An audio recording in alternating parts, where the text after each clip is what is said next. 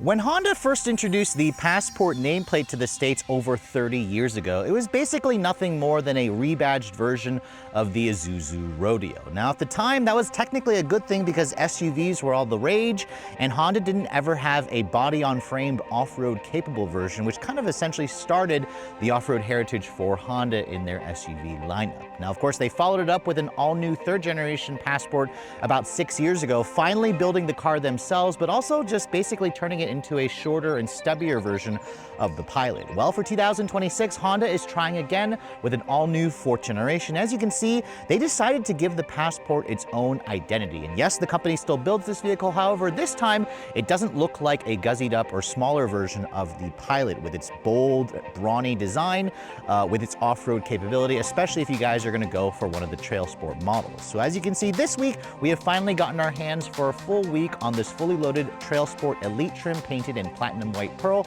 And the big question I want to answer, for those of you who are looking for a mid-size family SUV that can also play double duty to go off-roading but also be comfortable out on the road, has the latest version of the new 2026 Passport stack up? Stay tuned to find out.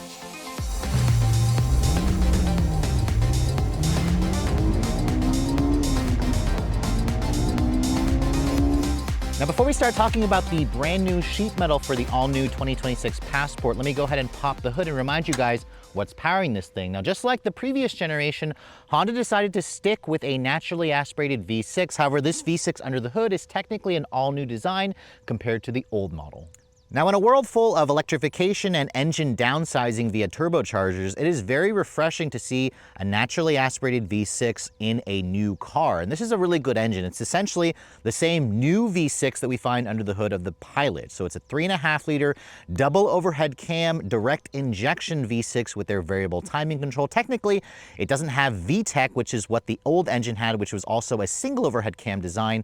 The output figures are a little bit more versus the previous engine. It's now making 285 horsepower and 262 pound-feet of torque. It all goes out through their new 10-speed automatic transmission. That's a Honda design transmission.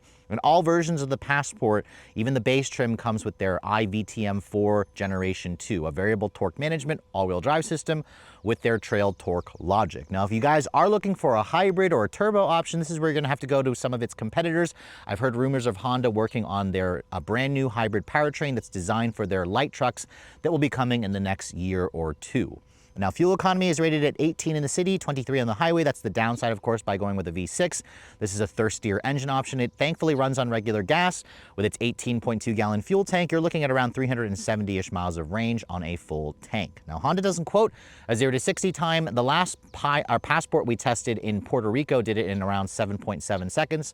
We'll try it out when we get this vehicle out on the road. It should have a top speed of around 125 miles an hour. This is still a mid-size SUV. It can tow up to 5,000 pounds, and as this car sits, it's gained a lot of weight in the redesign, weighing in at around 4,700 pounds or a whopping 500 pounds heavier versus the previous generations. But let's go ahead and close up the hood here and talk about the exterior styling. Now, first of all, this model that I'm showing you is the fully loaded Trailsport Elite trim. It's the first time that you can basically get the Elite package with the Trailsport off-road oriented kit.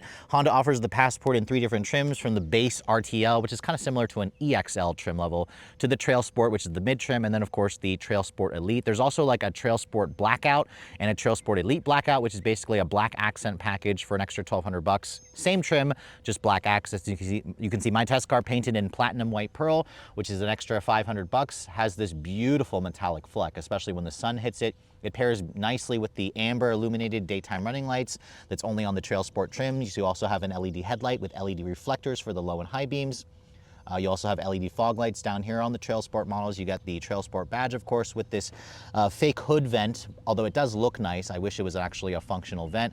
The Honda logo, as you can see, is chrome. You can get it blacked out if you guys go for the blackout package. And then you can see it has a Passport badge boldly stamped in the front bumper, along with this hexagonal pattern for the air intakes. And then you can see down here more functional air intakes. And then the Trailsports come with these functional orange recovery tow hooks, which these tow hooks are designed to break away in an accident, but they also can support over 3 times the vehicle's weight. Honda actually had a really cool demonstration where they basically had 3 Passports held together, and they lifted them by a crane by their tow hooks, which was kind of a cool demonstration.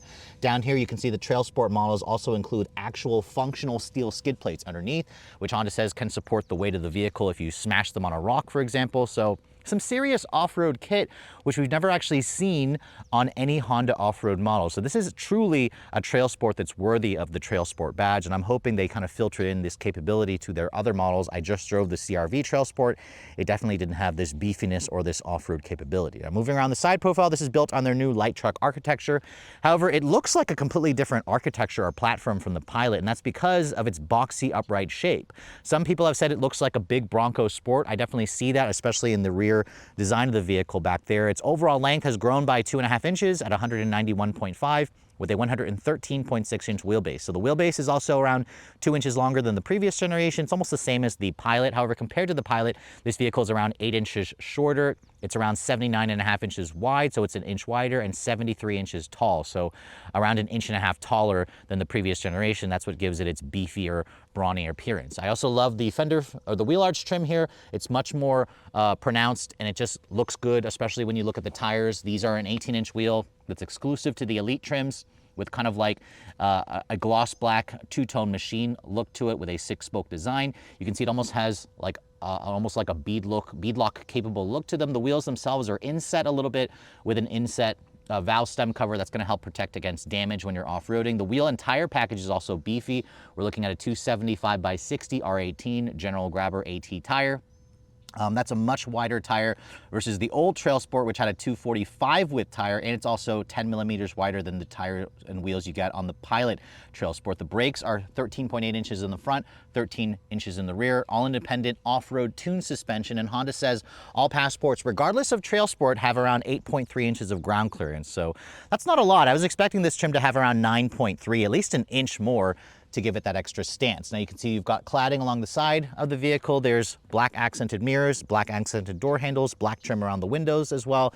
And then you can see this trim also comes standard with a panoramic sunroof that was unavailable on the previous Passport, so that's nice, along with these beefy roof rails where you can actually put stuff up on the roof. And then you can see the tall, upright, boxy appearance is very bold back here. I actually love the design. There's also a couple of things you'll notice. This area here is completely unpainted, even the spoiler. And that's because Honda essentially modeled this vehicle after like an adventure backpack, and that area is designed to where you can lean skis against it, lean fishing poles, or lean anything super tall. It's designed not to get scratched. So that's, again, showing to their off-road heritage that they want to portray and show this vehicle as an adventure lifestyle car. And then you can see, looking at the back, it boldly spells out Passport again. There's a black Trailsport badge. You can, again, black out that Honda logo and get black wheels if you guys go for the blackout package. The taillights themselves are a combination of an LED and incandescent. The turn signal, as you can see, is just an incandescent. The brake lights and taillights are LEDs. The towing package, as you can see, is included on this trim, and it'll tow up to 5,000 pounds. The rear suspension, you can see, kind of hangs low. It is an independent suspension, and there's no full-size spare, but you do have a temporary spare. The rear bumper, you can see, has almost like a skid plate garnish look to it with the unpainted areas and the silver areas. Integrated integrated parking sensors and a full 360 camera are included on this trim. No digital camera rear mirror, and then you have a rear window wiper that sits in the middle, along with a subtle rear spoiler at the back. Now, looking at the cargo area, a hands-free power liftgate is included on this trim, and this is where the Passport, just like the previous generation, has one of the biggest cargo areas in the class. This is really practical, especially if you plan to put a lot of camping gear in here. You want to fold down the seats and use this as like a bed. You have around 44 cubic feet of storage space back here with the seats up. 44 is actually around 5 more cubic feet than the previous generation, or technically 4 more cubic feet. It has more cargo space than even like a Subaru Outback, so kind of keep that in mind.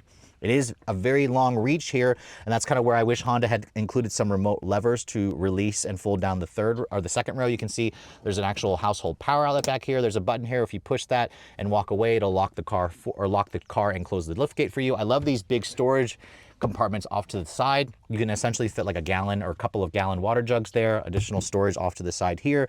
And then if you lift this up, you can see there's additional storage underneath there, which is fantastic. And then if you lift it up from this side, the whole cover lifts up to reveal the temporary spare. Honda says you can option in a full-size spare if you'd like, but it's going to take up some space in the cargo area. It kind of just sits off to the side over here and gets rid of the space that you find underneath here.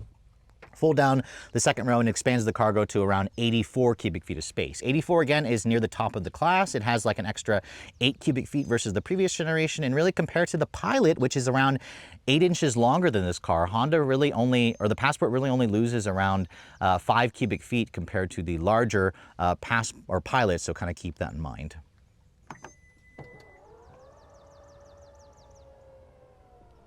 So obviously Honda did a fantastic job on the exterior of the redesigned Passport. What about the interior? Before we get inside, let me show you guys the key fob. You can see this is the current intelligent access key that Honda has been using for years. It's a nice size key with the typical buttons here for lock, unlock, remote start, power liftgate, and a panic function.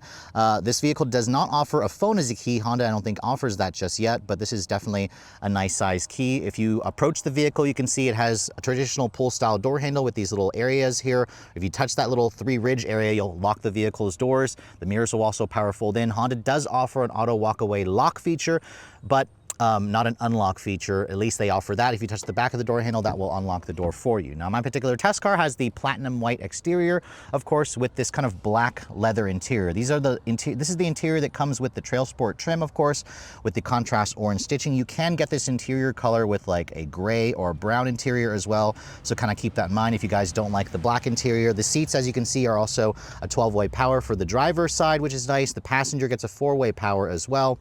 And I personally would go with the brown interior or even the gray interior. It's nice how Honda is offering the 2 different colors on, or the 2 additional color options on the Elite trim. Typically the Trailsports have always just had a black interior with the orange stitching. Now you can see the door panel has a slightly padded soft touch injection molded plastic. There's this really interesting, almost plastic technical camo look trim here with some silver painted or gray painted plastic, nice padded leather over here, and nice padded leather over here with the contrast stitch. The window controls one touch for all 4, and they have a relatively high quality feel to the window switches. You have 2-person memory and aluminum accented door handles, additional storage here and down here where it's all hard touch plastic. And then this trim also gets the 12-speaker Bose stereo system. If you guys are an audiophile, you want to check the Elite trim. That's what's included again for the extra $4,000. These seats are also heated and ventilated, so this is the only trim to get ventilated seats, which is again a nice touch, especially when it's super hot out like today on this particular filming day. Now getting inside with 8.3 inches of ground clearance, you have a nice easy step-in height, and then as I shut the door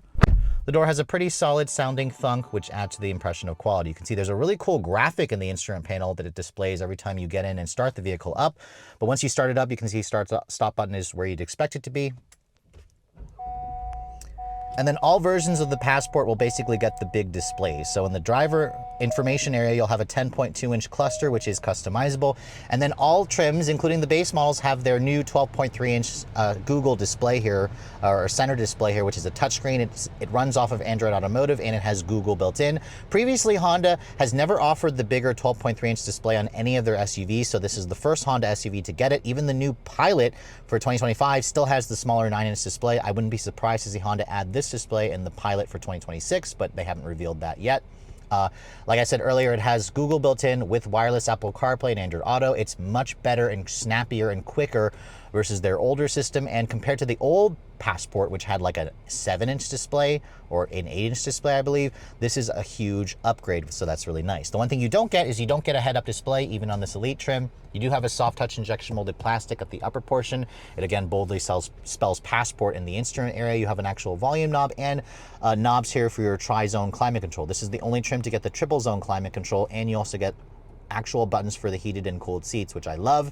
Lots of piano black plastic, as you can see around this area, and traditional air vents, which I like. And then you can see leather covering this area with the contrast stitching. I love this little storage area here where you can put a couple of things. There's even like a ridge area here so stuff doesn't roll around, which is nice. You have a wireless phone charging pad here with another like non-slip area here, which kind of looks like the topography of like, you know, a mountainous region, which kind of shows off its off-road heritage or off-road capabilities. You have 2 USB-C charging ports, an actual 12-volt here.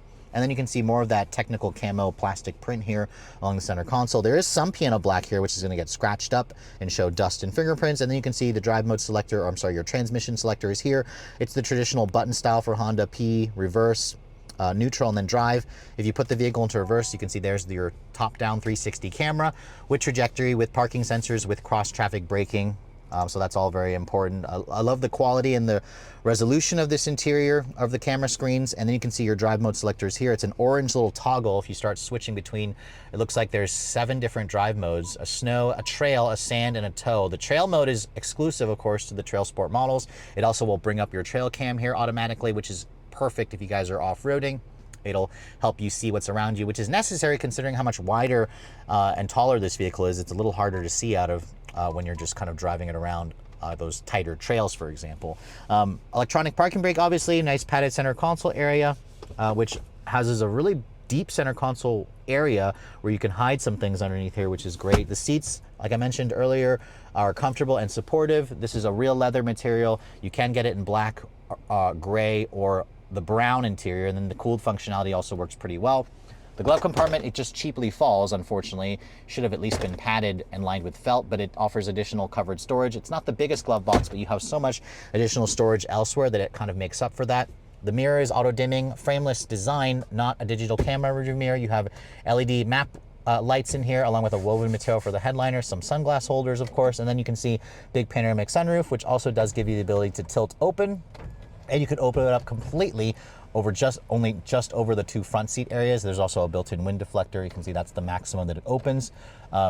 It's also tinted, but on this hot day, I'm definitely noticing that the tint could be darker. That's why there's a retractable shade, which is nice. But overall, the interior, it's practically the interior that is, should have been in the Pilot when it was first introduced. It just has the bigger screen. It's got their latest tech, obviously. Good quality materials, lots of storage, good visibility, and super comfortable seats. So this will definitely do well for anybody who's looking for a mid-size 2-row family SUV. But let's go ahead and hop into the backseat area.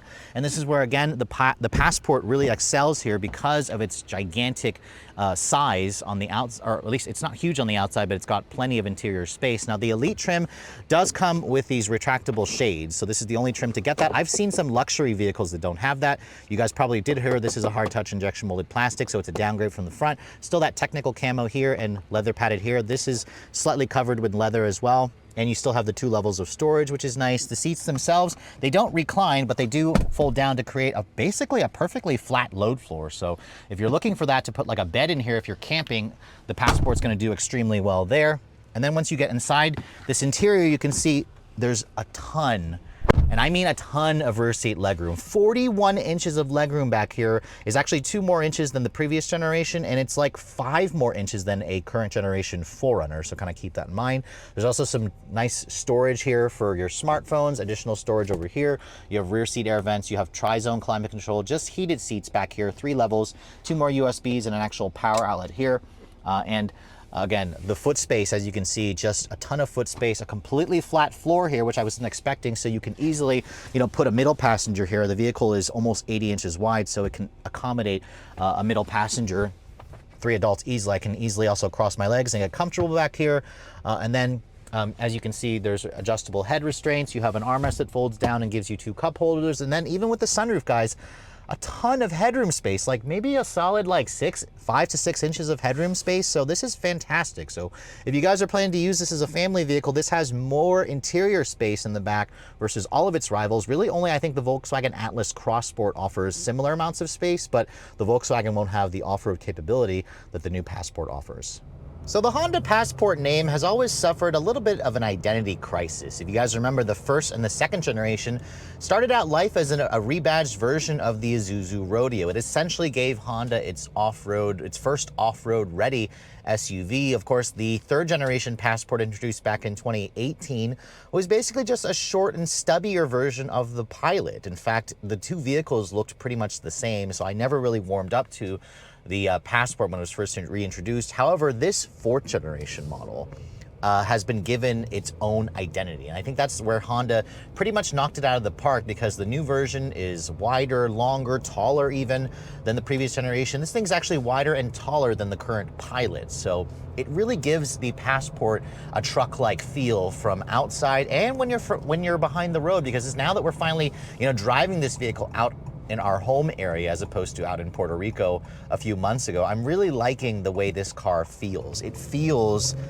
very comfortable still, very car-like in it at times, but at the same time as well, you have this wide, tall, commanding view of the road. The seats are incredibly comfortable, and this vehicle just feels very, very smooth and refined with its naturally aspirated V6. This is one of the few vehicles in the class to use a naturally aspirated V6. So it makes 285 horsepower. It's hooked up to a 10-speed automatic transmission, and of course, Honda's iVTM4 Generation 2 with their trail torque logic is going to be standard. Now, of course, this combination does not produce great fuel efficiency numbers at 1823. It's technically around an mpg less versus the previous generation Passport, and that's because this new version has gained a whopping 500 pounds in the redesign, which makes this vehicle actually a little bit heavier, or about the same weight, give or take a few 50 pounds compared to the current Pilot, which, remember, the Pilot is an 8-inch longer vehicle in the overall length. That's what essentially gives it the third row space, but this car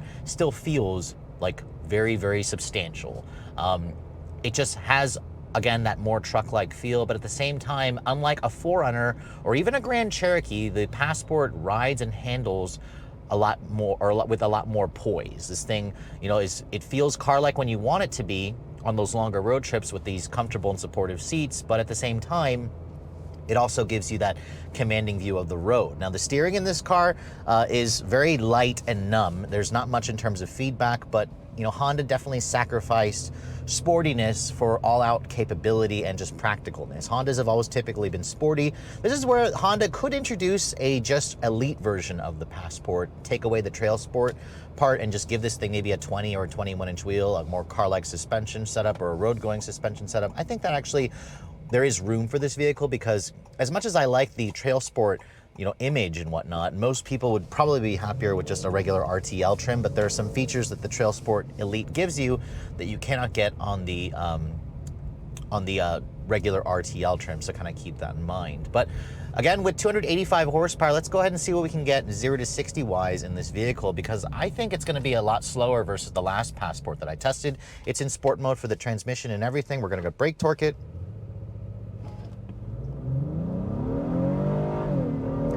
Nice sounds from the V6. All right, on that stretch, which is more slightly uphill, we got 8.08 seconds. I'll try another run up ahead where it's on more level surfaces or level ground. But remember, the last Passport that I tested back on my home turf was the previous generation, which did 0 to 60 in like 6.04 seconds. So this car on paper so far is almost 2 seconds slower, which is a shame because the new V6, it's the same V6 in the Pilot, but it does lack their VTEC technology. It has 5 more horsepower, pretty much the same torque.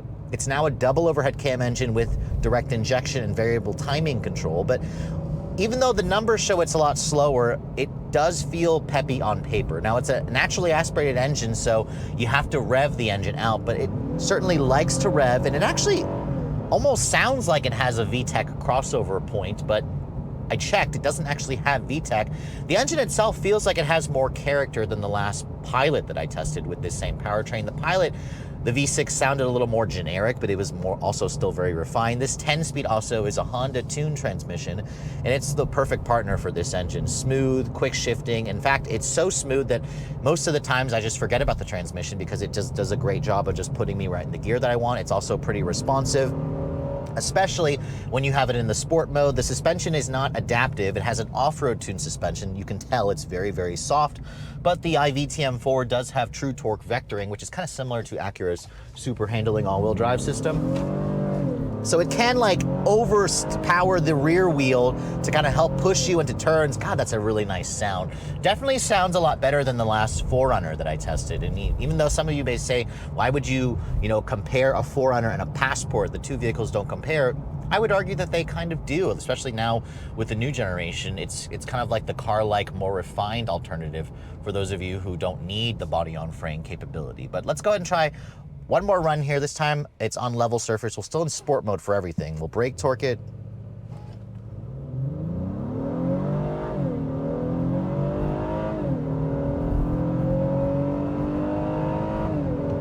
All right, we got 7.46 seconds there, and that's with it on almost perfectly level surface or level ground. So I'll take that time. Again, it's around a second and a half slower than the previous generation, and that's disappointing, but it's also right on par with the last two 4Runners that I tested, which had the iForce Max hybrid powertrain. They did it in either 7.1 or 7.6 seconds, and that time should be acceptable for most people. Now let's go ahead and switch the drive mode out of its sport mode. We're just gonna go into the normal mode. Now there's like a total of 7, I think, different drive modes with this car, including a trail, which we had a chance to test out when we were off-roading the vehicle out in Puerto Rico, but out on the road, this is where most people are gonna drive.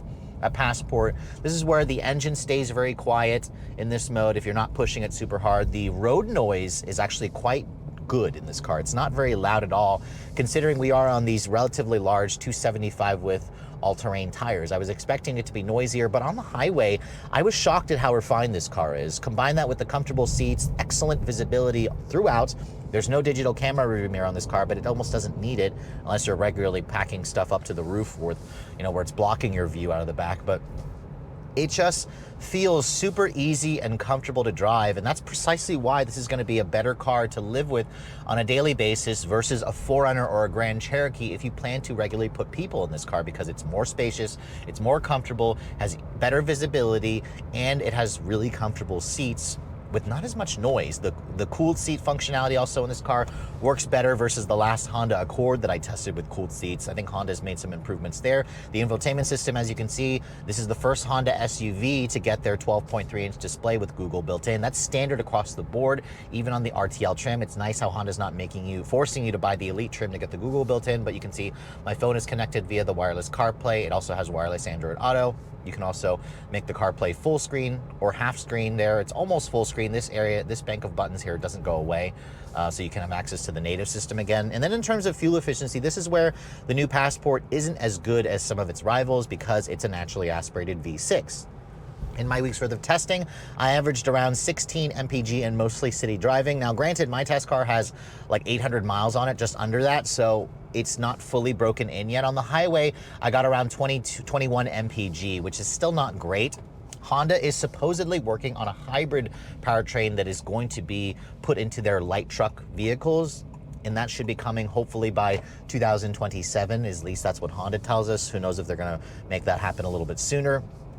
This is kind of where, again, if you want a traditional powertrain with no electrification, no turbos, this is one of the few out there, but you are going to pay for that at the pump. I was averaging around 300-ish miles of range on a full tank, and that's because, again, I wasn't getting the EPA numbers that it suggests. You could theoretically get up to 370 miles of range, and possibly over 400 if you guys, drive really, really conservatively out on the highway, mostly highway at like under 70 miles an hour. It could do closer to that 23 mpg mark, which would get you closer to the 400-mile range. At least it runs on regular gas, so lots of great features about the new Passport. I think Honda has knocked it out of the park. It is a surprisingly excellent off-roader, but it's also a very, very excellent on-road cruiser, and that's kind of where most people are going to be driving a Passport. So you get the off-road look, you get the off-road capability, but you don't have to sacrifice the on-road comfort, which is what you still have to do technically with a body-on-frame SUV like a 4Runner. It's gotten better over the years, but it's still not as good as this car. So overall, I'm pretty pleased with the way the new Passport drives. I think this is going to be a winning combination. I wouldn't be surprised to see